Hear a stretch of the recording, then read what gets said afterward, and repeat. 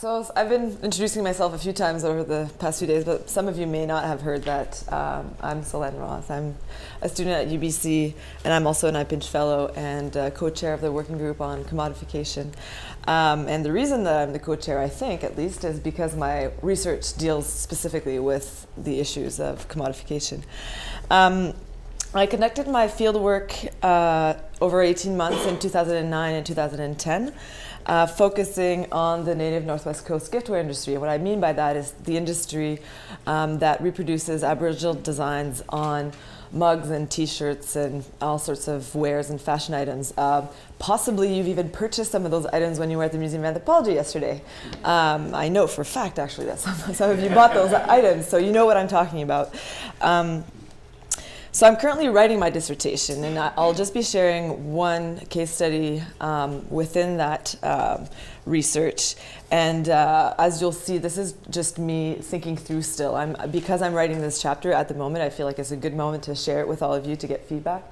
You'll see that I'm basically just going to be laying out kind of this example for you. And that example is the Vancouver 2010 Olympic Aboriginal Licensing and Merchandising Program. So let me just show you what I mean. If you didn't know what I was talking about, this is examples of giftware. So before I get to the example, just a few general remarks about this industry. It has roots in early 20th century plans to integrate native arts in Canadian industry, but it really boomed since the late 80s in Vancouver with new companies kind of really taking that up. And while there are still a number of companies that just blatantly appropriate designs from books and museum collections, etc., or commissioning non-native artists to make designs, there's also more and more companies in Vancouver here who are working directly with Aboriginal artists, and also more and more Aboriginal businesses doing this kind of work. So I focused my research on them, on where there is some form of Aboriginal participation, and that they're not just stakeholders because their art is being used, but they're also stakeholders because they're actively involved. So the reason that I chose that is that I really wanted to look at the kinds of negotiations and the kind of relationships that are being built in this commercial setting, I guess. You know, a lot of this is framed in terms of collaboration, but of course, like in any collaboration, there are frictions, or collaborative friction, as Annette Singh calls them. And that's, in a sense, what I'm focused on. And of course, that means that I can take a good look at the debates that animate this industry and how those animate the relationships between the various people involved. And it really is a controversial industry, even among the people who are participating in it. Not everyone agrees on what it should look like and what it should achieve and to whose benefit. Just to simplify things really basic level, it's seen as depreciating Northwest Coast art and taking advantage of some artists' vulnerabilities in some cases and not contributing sufficiently to communities' well-being. But on the other hand, it's also put forward as a great economic opportunity, or rather a great opportunity not only just for economic development, but also to change public representations of Aboriginal people's role in the contemporary world, and also asserting a visible presence on the land through basically objects being in both in public areas and also in private homes. So that's just and I'm now going to be turning to the Olympic example. And again, I have to go through a few elements of context before I go into the details of that. And I apologize for the oversimplifications I'll be doing along the way just for sake of time. But as many of you know, by now, we've heard a few people talking about this, the 2010 Olympics were held on the unceded territories of the Lillooet, Musqueam, Tsleil-Waututh, and Squamish nations. And it was made quite clear at the very early stages of the bid that in order for Vancouver's bid to be successful, they needed to have some sort of working agreement with these nations. But in order to obtain the support, the Vancouver Organizing Committee, or Vancouver Olympic Organizing Committee, or VANOC, as they call themselves, had to do more just than seek consent. The nations were not going to be satisfied with just saying, sure, go ahead, and then become silent partners. They really wanted to become full partners with all the opportunities, economic and otherwise, that would potentially bring with that status. So In 2004, these nations signed an agreement to form an organization called the Four Host First Nations, and it was designed to function as a liaison between the nations and VANOC. And in 2005, the Four Hosts signed a protocol agreement with VANOC, and with this partnership came the promise of what was called unprecedented Aboriginal participation in the history of the Olympic Games. That was kind of how it was presented. And the news release of this agreement made really heavy use of the vocabulary of collaboration. As you can see here, just a few excerpts. Of course, signing these agreements didn't mean that there weren't going to be any tensions between the various partners, between the different nations, between Four Host and VANOC. But those kinds of tensions were, for the most part, kept out of the media loop at least during the Olympics. There were, though, some tensions that did make it into the media, and that was resistance from individuals or groups within these nations, and also other Indigenous people living in the area that were not necessarily part of these nations, and also just non-Indigenous allies, I guess. And one of the major social movements at the time was the No Olympics on Stolen Native Land, which Brian talked about a little bit the other day. There would be much more to say about this general context, but I guess it's now time for me to get into the merchandising program example. So the Four Hosts was an official partner of VANOC, and initially the partnership was limited the Four Hosts First Nations to non-commercial activities, meaning that they could be associated publicly with VANOC, but that they couldn't develop product for sale with Olympic logos, etc. But they were eager to see Aboriginal content integrated into what they call the look of the games, which is what example of what it looked like for those of you who didn't see that. So they wanted to integrate more Aboriginal content in this look and in the form of merchandise, including in the form of merchandise. So the CEO of the Four Hosts approached VANOC to develop a commercial licensing agreement. And some understood that, so that was announced in spring 2008, and again, a first in Olympic history, announced as a wonderful collaboration. And some understood that as foreshadowing unique economic opportunities both for artists and for Aboriginal businesses, especially in light of the fact that one of the pillars of this unprecedented Aboriginal participation was economic development that was put forward. However, what I'm going to be showing is that the Aboriginal component of this merchandising program was essentially designed as a not-for-profit initiative, and ended up functioning only very marginally as a profit-making venture, at least as far as the BC Aboriginal artists and businesses were concerned. And I should point out that I'm leaving out a big piece of the story here by not talking about the example of the Inukshuk and the Inukswit that were then commissioned from Inuit artists. It's kind of a case apart from what I'm talking about right now. So it was announced that through the Aboriginal Licensing and Merchandising Program, authentic Aboriginal art from Canada would be showcased to a worldwide audience. And those were the four key areas of retail. I'm sorry I'm using a lot of vocabulary of capitalism, but this is really the way that it's framed, so I'm just using the vocabulary here. But the key areas of retail would be these four. So products, integrating graphics into the merchandise, specifically for host products, and then a number of other pins and things that had First Nations themes associated with them. And as I said, again, the language of relationship building in the news release for this. And the Premier of British Columbia, Gordon Campbell, at the time called it, a wonderful example of collaboration. So in this release, it was also stated that Aboriginal youth from across Canada would directly benefit from the agreement, with 1/3 of VANOC's royalties from sales being placed in the Aboriginal Youth Legacy Fund to support programs in sports, as well as education and culture. So the fund was described as the program's monetary legacy, whereas raising awareness about the Aboriginal peoples of Canada and their cultures was to be the program's non-monetary legacy. It was later explained to me that the goal was really to raise funds for Aboriginal youth, give artists recognition for their work, and raise awareness, but that it was not actually about making money. It wasn't about, I was told, having a few artists or a few businesses make a ton of money on this. It was kind of more actually a focus on the non-monetary.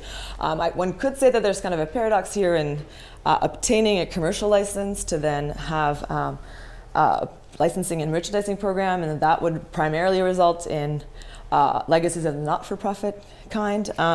There's also an irony in the fact that, in contrast, the interests of the other partners involved, and I mean by that the VANOC official retailers, including HBC, and the licensees, the companies making the product, their interests were clearly commercial. I don't think there was any ambiguity as to that. But in the case of the Aboriginal partners, a lot of emphasis was placed on the non-commercial benefits of the operation. And it's interesting how to think about how the social and cultural benefits kind of compare to the potential economic benefits of the program. So on the one hand, this approach of focusing on the non-monetary is consistent with one of the things that I've been observing in my research, which is that in the giftware industry, Aboriginal artists and businesses, although not denying that they also have economic interest in this industry, really put a lot of emphasis on the kinds of benefits that there is to doing this beyond individual monetary gain, and really putting emphasis on how their work feeds back into the community in various ways. And that there are also parallels here with the potlatch economy model, where wealth is meant to be redistributed. On the other hand, the emphasis on the non-economic aspects of the program tended to position the Aboriginal participants in this program as volunteers working on behalf of collective interests, whereas the same level of selflessness wasn't really expected of the non-Aboriginal partners. And so that was something that frustrated some of the people who were looking at this program. So my understanding was that royalties, paying royalties directly to the artists involved was never really on the table. Instead, the two Squamish artists who were selected to create designs for this program, Holacton, who did these two designs on the left here, and Jody Broomfield, who did the logo for the forehost, they agreed to be paid a flat fee for their work, and then they were promised also the advantage of international exposure, not only of their individual work, but also of Coast Salish design, which is an underrepresented style in the Aboriginal art market. And it was explained to me that initially a lot of the artists that were approached as to how this program should work were really insistent on the importance of artists receiving royalties, but that then when it came to selecting specific artists, when they were told that they would be paid a one-time fee, but that the royalties would then go to a youth fund, that they were generally supportive of that idea, and including the two artists that were ended up being selected. So I should point out that the images created by the artist, although certainly of cultural and artistic importance or significance and being related to Indigenous stories and values, they were created specifically for use on merchandise. So the issue was never really whether these images were fit to be commodified. It was how this use should be compensated for, what kinds of benefits should be sought, and to whose advantage. And in some sense, the answer that was provided as reflected in the fact that they were paying the artist a flat fee, but then directing royalties to an Aboriginal youth fund, was that the art was the work of an individual artist, but that it reflected the cultural heritage of the wider community as represented by its future generations. So at this point, the designs were made available to the companies selected to be Olympic licensees to develop merchandise with them, following a set of strict guidelines from VANOC as to how the images could be used so the products would fit into the overall branding of the game. So here you have an example of how to crop the graphics. There were, this or that, what kind of colors you can use, what kind of size they have to be, et cetera, et cetera. It's like a booklet that they did for all graphics, but that they had specific, and you have here examples of the kinds of merchandise that they were hoping for. In May 2009, an RFP was specifically addressed to what they called qualified Aboriginal businesses to become official Vancouver 2010 official licensees. And in this RFP, it was stated that VANOC defines an authentic Aboriginal product as one that is designed and manufactured by an Aboriginal person or business, or designed by an Aboriginal person or business and produced by others. And I'll get back to this definition a little bit later. So it is my understanding that in the end, even though there were applicants, no such license was awarded to an Aboriginal business, meaning that all of the official Olympic merchandise featuring the designs ended up being those of non-Aboriginal companies. And here you have just one very small sample of a very large number of products that were developed with these designs. So for these Olympic licensees, the program was set up so that VANOC collected a royalty of 15% of net receipts, of which 1/3 would be donated to the Aboriginal Youth Legacy Fund, as mentioned earlier. So this was set up for Aboriginal merchandise, or not 15%. Sorry, didn't mean to go there yet. You can look at that a little while longer. So all the companies that did product had to, from the start, had to relinquish 15% of net receipts, but only for the Aboriginal component were they giving 5%, or 1/3 of those royalties, to the Aboriginal Youth Legacy Fund. And this was presented to me as VANOC relinquishing 1/3 of their royalties to the benefit of Aboriginal youth. So the licensees and the retailers, however, were not being asked to redirect any portion of their profits to the fund, apart from the 15% that was going to VANOC anyway. So although this is kind of a sidebar, but I think it's interesting to mention, it may not have been foreseeable at the time, but VANOC probably could have donated the entirety of its royalties to the fund without seeing its budget affected tremendously. So the funds that were raised through the payment of this 1/3 of the royalties, referred to as monetary legacy of the program, was estimated at $190,000. So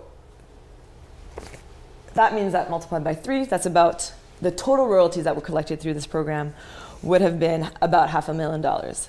So that's a lot in some cases, but total operating budget of $1.884 billion.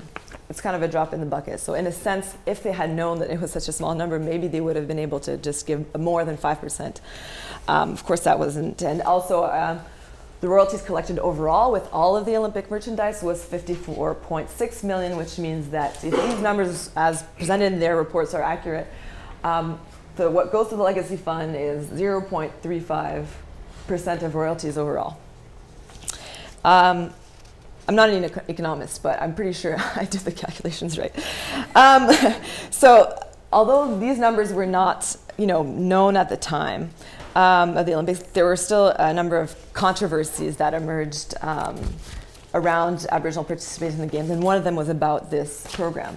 There were some critiques of the Olympic merchandise just based on the idea of is it sound to be commodifying Aboriginal art at this Olympic scale in the first place? But a lot of the critiques actually focused on 2 other issues. So the distribution of returns generated by the merchandise, and also VANOC's use of the word authentic in its branding strategy. So concerning the first issue of how the funds were distributed, some of the critics felt that, especially in the absence of Aboriginal license holders, too little of the profits were directed towards Aboriginal people. With respect to the use of the expression authentic Aboriginal products, critic felt that VANOC's use of the powerful marketing term authentic for products that use Aboriginal designs but were made by non-Aboriginal companies, some of them outsourcing production to offshore subcontractors, that undermined the efforts of Aboriginal artists and businesses to be competitive in the market and promote definitions of authenticity that they felt would clearly distinguish their work from that of non-Aboriginal artists and companies. And for Host First Nations' argument in favor of using the word authentic was that they considered that in this context, authenticity was essentially a question of control. So they said they had right of veto on the merchandise, and they could ensure that the designs had been created by Aboriginal artists, and so for them that was enough for the products to be called authentic. And also the rationale was that they wanted consumers to be able to look at the products and immediately know decide whether or not they wanted to support the program, and thus the Aboriginal Youth Legacy Fund. So I was told that they needed some kind of text or wording that would get people to support the program, and they felt that the word authentic, along with the mention of the Youth Fund, would play this role. So before and during the Olympics, a social movement was spearheaded by one Aboriginal giftware business owner and artist, who was joined by other artists and business owners who were disappointed by missed Olympic opportunities, and they collected about 1,200 signatures for a petition called Keep the Olympics Authentic and Accountable. And they created, in the moment, a label of authenticity to challenge the one created by Forehost First Nations and VANOC. However, it was difficult to really create a wide social movement in this kind of David against Goliath scenario. But since then, in great part stemming from that Olympic controversy, there's been initiative now on the part of the Aboriginal Tourism Association of British Columbia to create an authenticity labeling program designed to promote products designed, made, and distributed by Aboriginal individuals, as well as encourage non-Aboriginal companies to pay the artists they work with a minimum level of royalties. So interestingly, in the context of the Olympics, Aboriginal Tourism BC had signed a statement of cooperation agreement with the Forehost First Nations, and a lot of people working there were working also with Forehost. So the development of this new authenticity program, though rooted in an Olympic controversy, is now framed in slightly different terms, with alliances forming across what were formerly potential lines of opposition. So I realize that I've only really had time to kind of set out the basic elements of this complex example, but I hope that my presentation still gives you an idea of the issues that I'm thinking through as I write this chapter. And that's it.